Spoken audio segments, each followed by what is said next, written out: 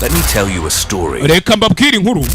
A story of a boy who fled his homeland Inkuru y'umwana w'umuhungu wavuye iwabo to return and rebuild it. kugira ngo azahagaruke ndetse ahubake. Story of a leader who turned pain into power, Inkuru y'umuyobozi wafashe uburibwe akabuhinduramo imbaraga into hope. ndetse ibyiringiro bikava mu kubura.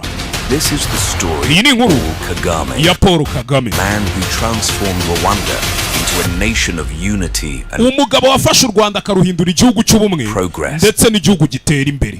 28 Digital Media nibo baduhaye iyi content Chapter kugira ngo dusobanukirwe byinshi. Chapitre ya mbere, The boy in exile. umwana w'umuhungu mu buhungiro.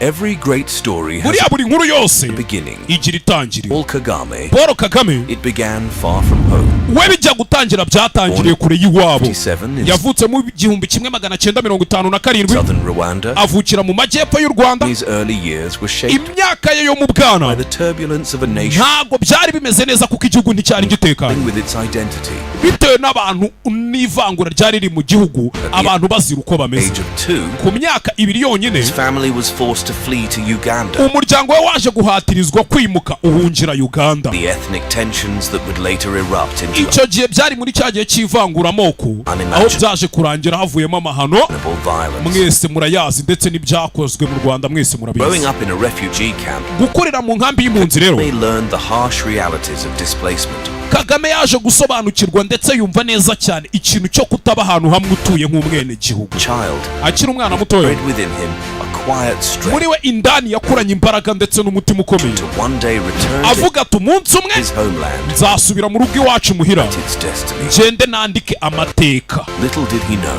Gusa icyo atarazi ni this kimwe, ark would one day ni uko icyo kibatsi cy'umuriro cyamwakagamo ignite a revolution, umunsi umwe cyari kuzazana impinduramatwara, not of violence, apana urugomo, but of visions. ahubwo ari intumbero A no kureba imbere. revolution that would transform a broken nation Ibyari bigiye guhindura igihugu cyangiritse cyangwa se cyacitse umugongo into a beacon of hope. kigahinduka igihugu cy'ibyiringiro ndetse n'ibyiza byose. Chapter 2, Chapitre ya kabiri, The Soldier and the Strategist. umusirikare ukomeye kandi uzi gupanga. Kagame's journey to leadership Urugendo rwa Kagame ajya kugera ku buyobozi, forged in the fires of struggle. byose byatangiriye mu muriro w'ibibazo bari baranyuzemo, yari In yaranyuzemo. 80s, Mu myaka ya za he 90 joined the Rwandan Patriotic Front, yaragiye yunga ku cyo bitaga Rwanda Patriotic Front RPF. a rebel group determined to end the oppression of Rwandan refugees. Kari agatsiko k'abitwaga inyeshyamba, Eugene. bari baravuze bati tugomba kuzasubira mu gihugu cyacu tutakiri impunzi. Sharp mind and strategic brilliance, Ubwenge yari afite mu mutwe, uburyo yapangaga urugamba, byahise bituma atandukana n'abandi we yaje abarenzeho. 1990s, Hanyuma mu myaka ya za 90 itangira, he was the RPF's military commander, icyo gihe yari amaze kuba RPF military commander, yari ayoboye igisirikare cya RPF. leading a campaign to reclaim Rwanda for its people. But the road to freedom was paved with unimaginable pain. Gusa umuhanda yari agiye kunyuramo kugira ngo u Rwanda rwishyire kwiza, u Rwanda rugere ku kwishyira rukizana, ntago wari umuhanda woroshye, wari umuhanda ushashwemo uburibwe bwinshi cyane. 1994, Mu myaka y'igihumbi kimwe magana cyenda mirongo icyenda na kane, uwo mwaka murawuzi, genocide against the Tutsi, nibwo haje kuba jenoside yakorewe abatutsi, ibibazo bindi mu Rwanda, million lives in just 100 days. aho abasaga miliyoni imwe babuze ubuzima bwabo bakabuburira muri jenoside mu minsi itarenze ijana yonyine. In horror, Isi yose yararebye but few acted. ariko nta na kimwe bigeze bakora, isi yose yarabireberaga nta na kimwe yigeze ikora. Kagame and the RPF, Icyo however, gihe rero ako kanya Kagame na RPF not stand bo by. ntago bahagaze ngo bakomeze They bareberere, fought tirelessly to barwanya ubutaruhuka end the bloodshed, kugira ngo bahagarike iryo meneka ry'amaraso ryari riri kubera mu Rwanda. Barangije babohora u giving Rwanda, its people a chance to. bahereza abanyarwanda amahirwe yo kongera kwiyubaka.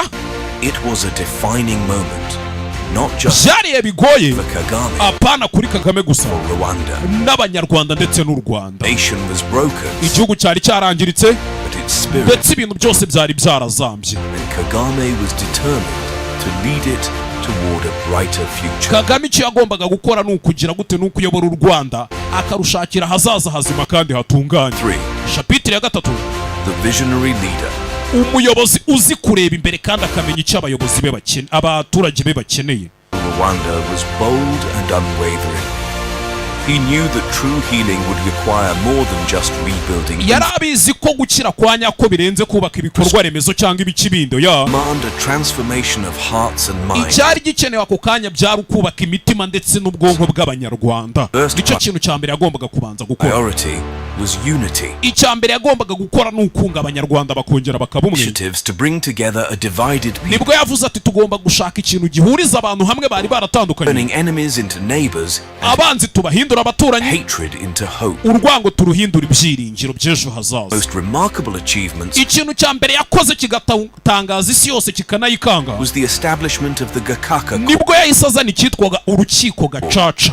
a traditional justice system ubundi gacaca bwari uburyo bwa kera bwo gucamo imanza that allowed communities to confront aho abantu ubwabo muri sosiyete aho baturanye abaturanyi muri karitsiye The atrocities bicaraga hamwe of the bagaca imanza genocide. bakazicira abakoze jenoside aho icyaha cyabereye ndetse n'abari bahari babibona bagatanga ubuhamya ku buryo nta muntu wari kuvuga ngo ararenganyijwe. risky move, yari akoze ikintu kirimo risike nyinshi cyane but it worked. ariko cyaje gukunda. Rwanda began to heal, u Rwanda rwatangiye gukira not just as a nation, apana nk'igihugu but as a people. ahubwo nk'abantu batuye mu Rwanda. But Kagame didn't stop there. aho rero ntabwo ariho yahagarariye oya, He knew nibwo ibintu byari bigitangira. that Rwanda's future depended on education, yari abizi ko ahazaza h'u Rwanda hashingiye ku burezi innovations, ndetse guhanga udushya equality. ndetse n'uburinganire. ibyo bintu niho ahazaza h'u Rwanda hari hashingiyeho. He invested heavily in schools, nta kindi yakoze, yatangiye gushora imari mu mashuri. ensuring that every child had access to learning. arabanza amenya neza ko abanyarwanda bose, buri mwana w'umunyarwanda azabasha kwiga. He championed gender equality, icyakurikiye cyo kimaze gukunda,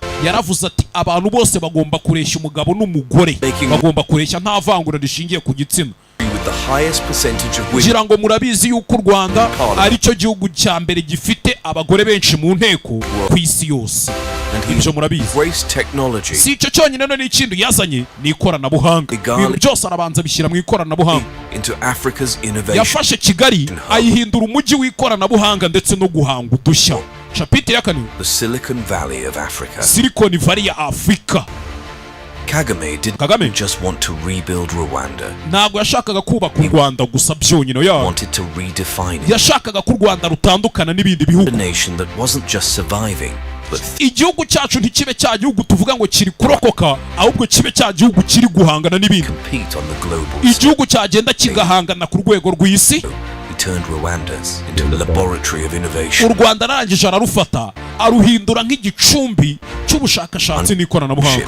mu myaka y'ubuyobozi bwe, Kigali became known as the Silicon u Valley. Rwanda rwaragiye ruratumbagira nk'uko mubibonana n'uyu munsi, kugeza ubwo u Rwanda bavuga ngo niyo Silicon Valley ya Afurika. He buzzed with tech startups, drone delivery systems, ntabwo twavuga ibikorwa remezo, amadrone yirirwa atembereza amaraso ayajyana ahantu bayakeneye hirya no hino, ndetse n'ibindi byinshi byo mu ikoranabuhanga ibindi bihugu duturanye bitagira.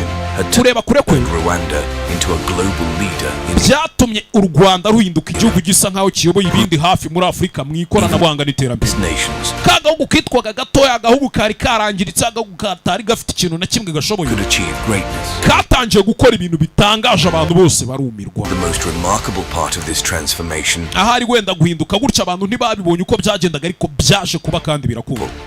Kagame inspired Rwandans to believe in themselves, ikindi kintu yakoze yatumye abanyarwanda batangira kwiyizereramo ubwabo. their scars, abantu abigisha kudakomeza kureba inkovu z'amateka y'ahashize, and to embrace a shared identity. ahubwo abigisha yuko bagomba kubana bakavuga bati dusangiye iki nicyo kiduhuje kurusha iki kidutandukanye. These words, amagambo yagiye akoresha menshi cyane ati we must unite, tugomba kuba umwe, rebuild, tugomba kwiyubaka, we must move ndetse forward. tugakomeza tugatera intambwe ijya imbere. Mantra of a nation determined ibyo to. byatumye igihugu gikomeza kuzamuka, ndetse abantu bose barumirwa.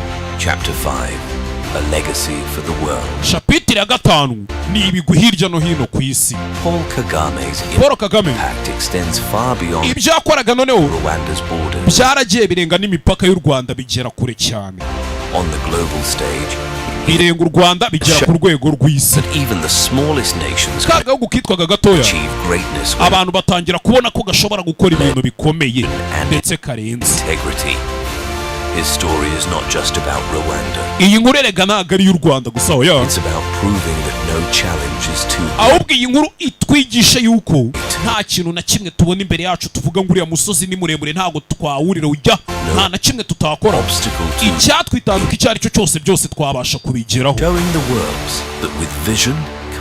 Kweretse isi yuko ufite intumbero ukagira umuhate ndetse no kumara amazu ukavuga uti nta kizananira.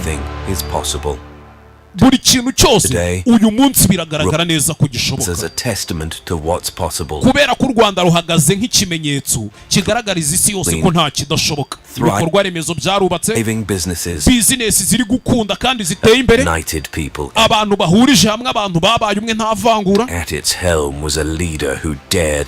Ibyo byose byatewe n'umuyobozi wabashije kurota agatekereza. Igice cy'ubuzima bwanjye I've been living in trenches. Nje nabaye mu myobo. Not sure of living to the next day. Ndetse ntanazi neza ko umunsi ukurikira nzabasha kubaho. I didn't fight to be the president of my country. Nje ntago nigeze ndwanirira kuba perezida w'igihugu cyanjye. Oya. By accident, I think. Ndakeka ko byaje ari nk'impanuka. So I was fighting for my own rights. Nje icyo nakoze nuko narwaniraga uburenganzira bwanjye. Anyone in any human rights organization, ari nayo mpamvu uwo ari we wese muri iyo miryango irengera uburenganzira bwa muntu could not give me, and even now cannot give me or cannot give. Ibyo batari barampaye n'ubu batabasha kumpa nje nabashije kubyikorera. It's cynical. Rero nje nkeka ko ari nk'icyaha and absurd cyangwa se kudusuzugura no kuduca amazi. Anyone would just kuba hari nk'umuntu wava ari akaza akaza akatubwira ngo twangiza uburenganzira bw'ikiremwa muntu. Je nk'umuyobozi w'abantu banje kuza kunshinza ngo ngende kwangiza uburenganzira cyangwa ndi guhonyora uburenganzira bw'abantu nje nyoboye, nje mbifata nk'igitutsi. Rero ubundi ibibazo bya Afurika bikenera ibisubizo byo muri Afurika. 28 Digital Media nibo baduhaye iki cyegeranyo, mugende munabasapotinga ahantu hose mwabasha kubasapotinga. Murakoze cyane, ndetse tuzahura vuba cyane tubahereza ikindi gice, ari nayo hashtag dufite ivuga ngo turi kumwe. Let me tell you